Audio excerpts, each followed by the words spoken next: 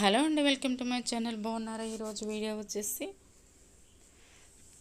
చపాతీలోకి ఆలుగడ్డ కర్రీ చేశానండి. నేను ముందుగా స్టవ్ వెలిగించి గిన్నె పెట్టి ఆయిల్ పోసి జీలకర్ర, పచ్చిమిర్చి, ఉల్లిపాయలు, అల్లం పేస్ట్ వేసి బాగా మగ్గనిచ్చాను.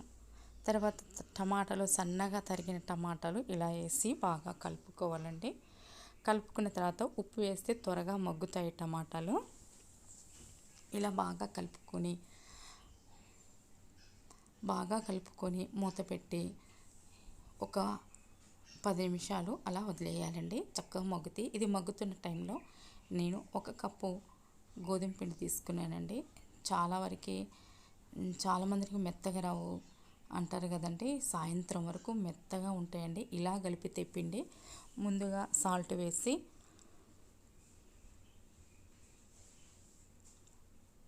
ఆయిల్ పోసి 1 గంట ఆయిల్ పోసి ఇలా కలుపుకోవాలండి.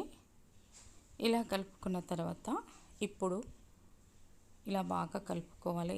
కలుపుకొని కొద్దిగా నీళ్ళు పోసుకోవాలి. ఇలా కలుపుకుంటే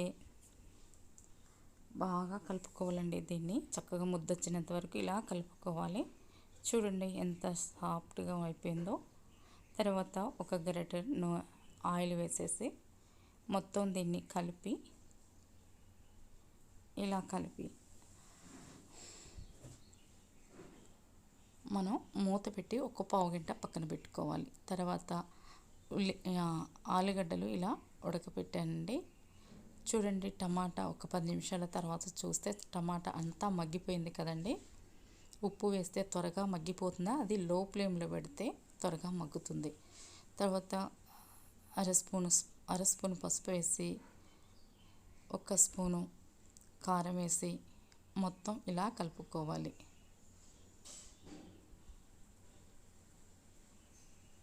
చపాతీలు అయితే చాలా టేస్టీగా ఉంటుందండి. ఆలుగడ్డ టమాటా ఇలా వండితే. సన్నగా తరిగిన ఆలుగడ్డలండి ఉడకపెట్టుకున్నాను అనమాట. మొత్తం ఇలా కలుపుకోవాలి. మొత్తం కలిసిందాక ఇలా మనం కలుపుకోవాలండి. కలుపుకున్న తర్వాత నీళ్ళు పోసుకోవడం, 1 గ్లాసుడు నీళ్ళు పోసుకొని మొత్తం కలుపుకోవాలి. ఇలా గరిటెతో అటు ఇటు తిప్పుతూ కలుపుకోవాలండి. ఉప్పు సరిపడిపోతే కొద్దిగా వేసుకోవాలి. నేను కొబ్బరి పొడి వేసానండి. నేను ఇంట్లో తయారు చేసుకున్న కొబ్బరి పొడి నేను వీడియోలో పెడతానండి.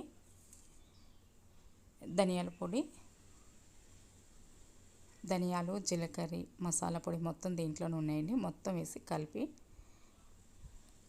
మీడియం ఫ్లేమ్లో ఉడకనిచ్చండి. తర్వాత చూడండి, చక్కగా నానిపోయింది. ఇలా ఉన్న పిండి చపాతీ అయితే చాలా మెత్తగా ఉంటుందండి. చూడండి, చాలా మెత్తగా ఉంటుంది. తర్వాత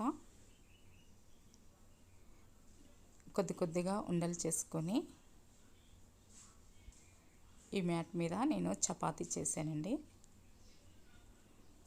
చాలా గుండ్రంగా చాలా బాగుంటుందండి. పీట అయితే జరుగుతుంది, లేకపోతే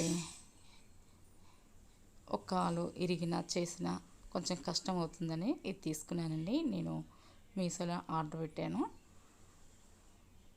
తర్వాత చపాతీ కాల్చానండి. చూడండి, చాలా మెత్తగా దూది లాంటి చపాతీలు ఆలుగడ్డ కూర వేసుకుని తింటే ఉందండి. అసలు అదిరిపోయే రుచి అండి. చాలా బాగుందండి. సూపర్గా ఉంది. చాలా టేస్టీగా ఉంది. మీరు ఒక్కసారి ఇలా ఆలుగడ్డ టమాటా ఇలా వండి చపాతీలో ఇలా తినండి. చాలా బాగుంటుందండి. అన్నంలో కూడా చాలా టేస్టీగా ఉందండి. టమాటా ఆలుగడ్డ కర్రీ చాలా బాగుంది. ఒకవేళ మీకు ఎలా ఉందో నచ్చితే లైక్ చేయండి. తప్పకుండా లైక్ చేయండి. Thank you.